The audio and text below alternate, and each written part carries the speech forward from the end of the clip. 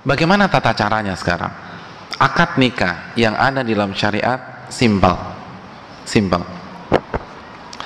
Tata caranya adalah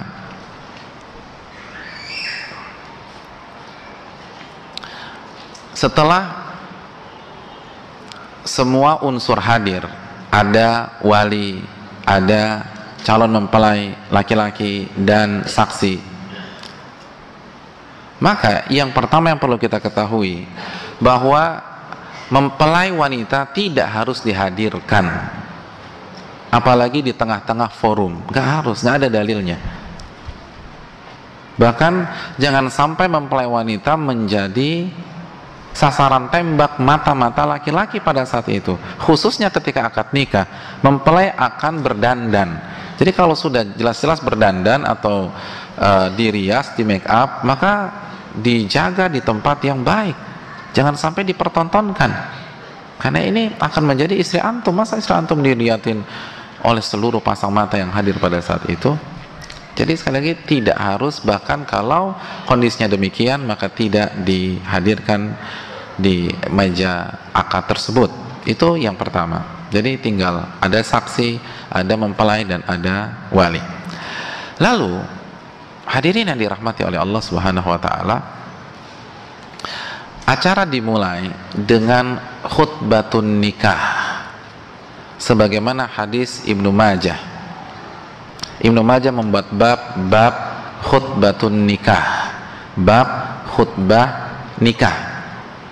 Dan hadis Ibnu Mas'ud, allamana Rasulullah sallallahu alaihi wasallam khutbatal hajah fin nikah wa ghairihi. Nabi sallallahu alaihi wasallam mengajarkan khutbatul hajah di pernikahan dan di selain momen pernikahan.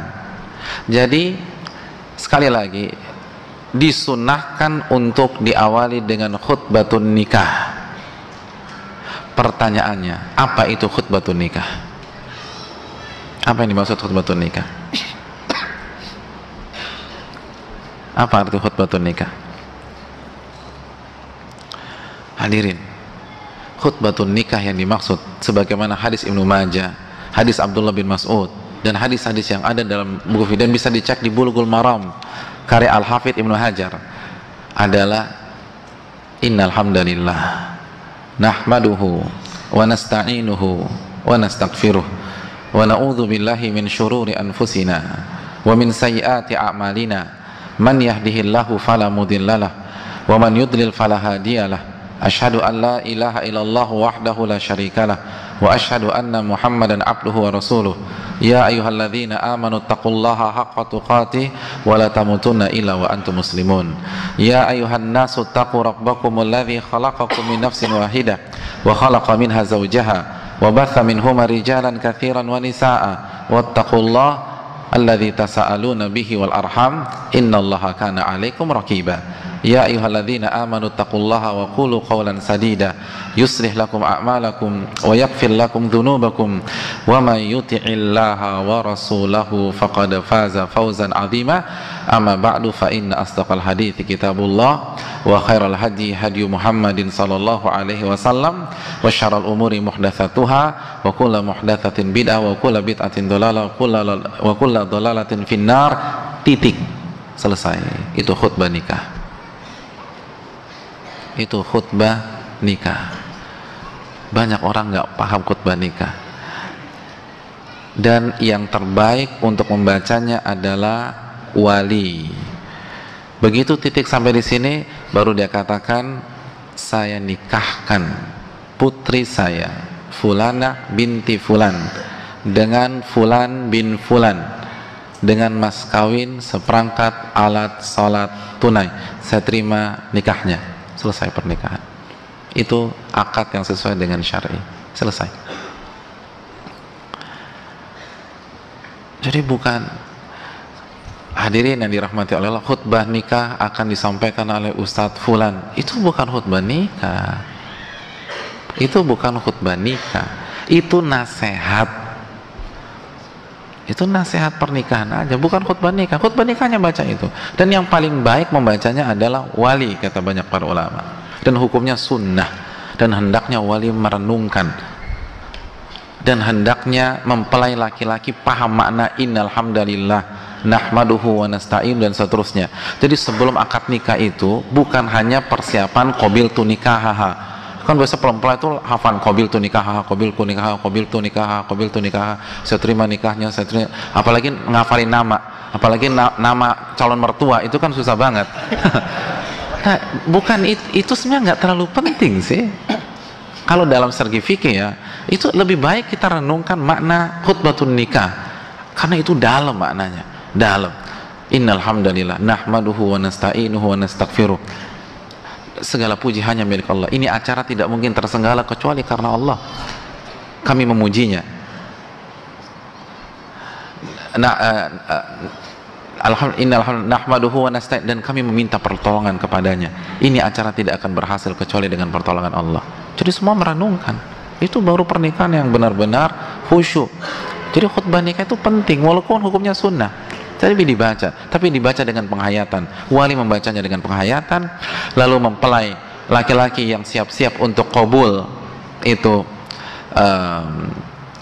meresapi, dan mempelai wanita pun juga mendengar dengan penuh penjiwaan.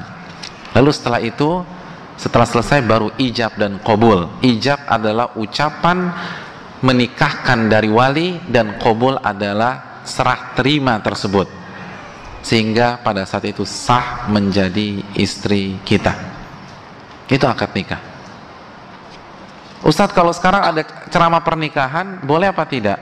Jawabannya boleh. Tapi yang paling baik itu yang paling baik jangan sampai terkesan itu khutbah nikah. Bukan itu khutbah nikah. Jangan mengesankan itu khutbah nikah. Itu nasihat. Ada dalilnya nggak Ustadz? Kembali kepada kaidah tadi. Hukum asal akad nikah dan walimah adalah muamalat. Maka selama tidak diyakini satu paket, ini hanya mengambil momentum saja. Karena khususnya mempelai, dia akan dengar pada saat diceramahin di waktu tersebut, maka nggak ada masalah. Walaupun nggak ada dalilnya, tidak ada dalilnya ada ceramah pernikahan. Namun ingat konsep kita, hukum asal akad nikah dan walimah adalah muamalat. Itu penting. Lalu yang perlu kita perhatikan, sekali lagi, tidak harus satu nafas. Tidak harus satu nafas. Nggak ada. Terlalu mendramatisir. Nggak ada hubungannya ya. Jadi nggak harus satu nafas. Tidak harus mulus 100%. Kalau tersendat tapi maknanya dapat, nggak ada masalah. Jadi saya nikahkan putri saya Fulana binti Fulan dengan Fulan bin Fulan dengan mas kawin cincin berlian tunai. Saya terima nikahnya Fulana binti Fulan dengan mahar yang disebutkan tadi tunai. Selesai. Dan nama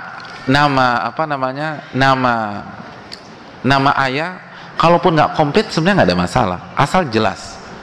Yang nggak boleh misalnya saya nikahkan salah satu putri saya dengan Fulan bin Fulan, saya terima nikahnya, itu nggak boleh karena nggak jelas. Tapi kalau misalnya nama dia cuma punya satu putri, misalnya nama putrinya Rini, saya nikahkan putri saya Rini dengan Fulan bin Fulan, saya terima nikahnya, itu selesai sudah. Nggak harus disebutkan Rini binti Sasongko Probo Negoro Fulan, nggak perlu. Dan itu yang susah kan. Tapi kalau mau disebutkan ya silahkan, tapi nggak harus demikian. Nah terkadang yang jadi masalah ketika seharusnya sudah sah karena tersendat di nama mertua, akhirnya suruh ulang. Nggak perlu. Itu antum kalau begitu semua ramai-ramai teriak sah aja, sah gitu loh. Jadi penghulunya nggak bisa ngulang lagi. Pokoknya satu gedung udah bilang sah. Jadi nggak perlu diulang. Karena sudah sah, mau diulang gimana? Orang mereka sudah suami istri. Jadi itu yang harus kita camkan bersama-sama.